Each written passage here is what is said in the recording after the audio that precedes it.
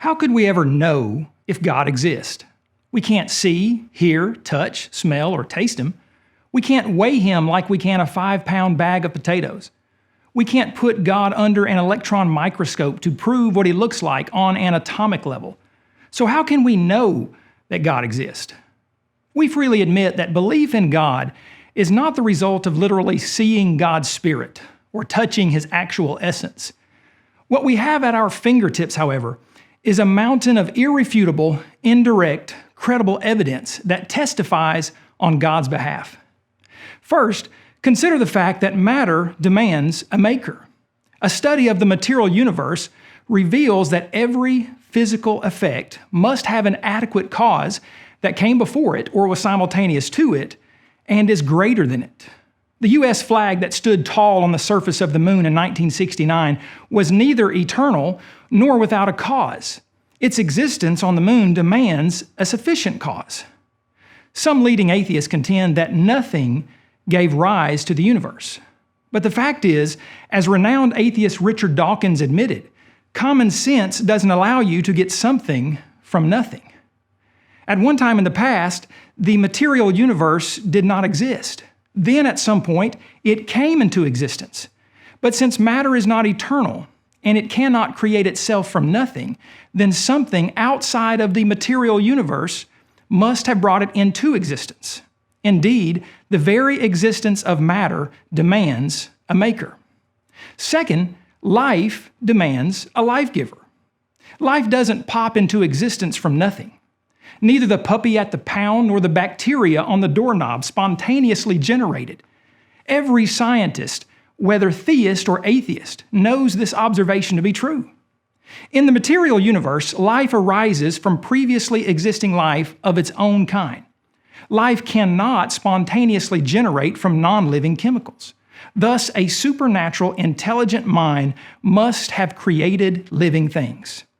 If in nature life always arises from pre-existing life, how did the first physical life come into being? Did it somehow break the most fundamental law of biology, the law of biogenesis, and arise from non-life? Or is there another possibility?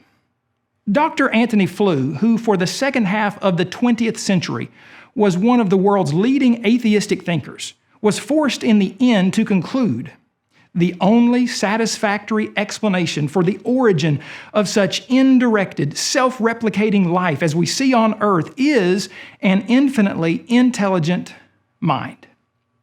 Third, design demands a designer. Everyday observation reveals and confirms the obvious fact that complex functional design demands a designer.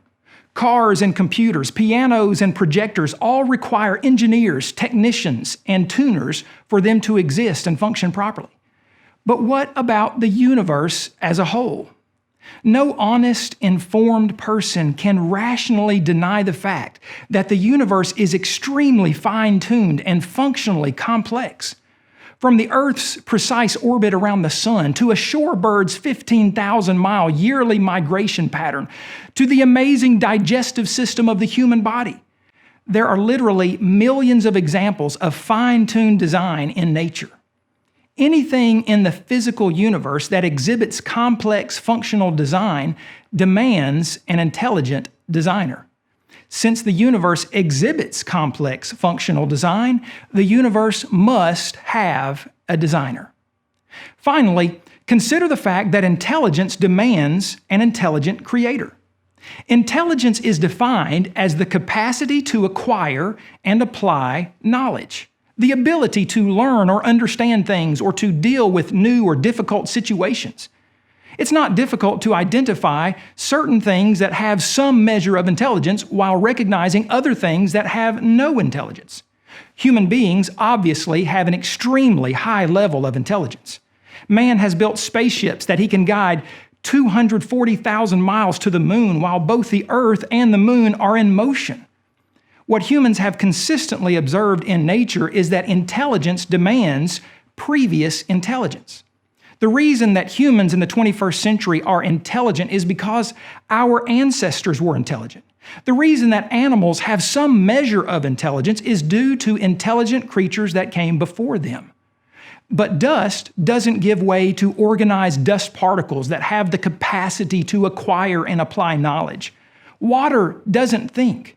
The mindless mud that evolutionists contend gave way to intelligent life on Earth is nothing but a delusional tale unsupported by everything we know from observation and experience. Neither nothing nor inorganic matter ever produces intelligent creatures. So how did the first creatures come to inhabit the universe that were intelligent? Just as the first life demands a supernatural life giver, so the first intelligent beings demand a self-existent, miracle-working creator of intelligence. Atheism irrationally says that everything in the physical universe came from nothing. It contends that random chances produce precision and that life popped into existence in nature from non-life. Atheism says that an explosion caused exquisite order, that a well-designed universe could come about without a designer. Atheism implies that intelligence is ultimately the result of non-intelligence. Theism, on the other hand, is absolutely rational. Since matter demands a maker, life demands a life giver, design demands a designer, and intelligence demands an intelligent creator. As former atheist Antony Flew so eloquently said, "I must say again that the journey to my discovery of the divine has thus far been a pilgrimage of reason. I have followed the argument where it has led me, and it has led me to accept the existence of a self-existent, immutable, immaterial, omnipotent, and omniscient being."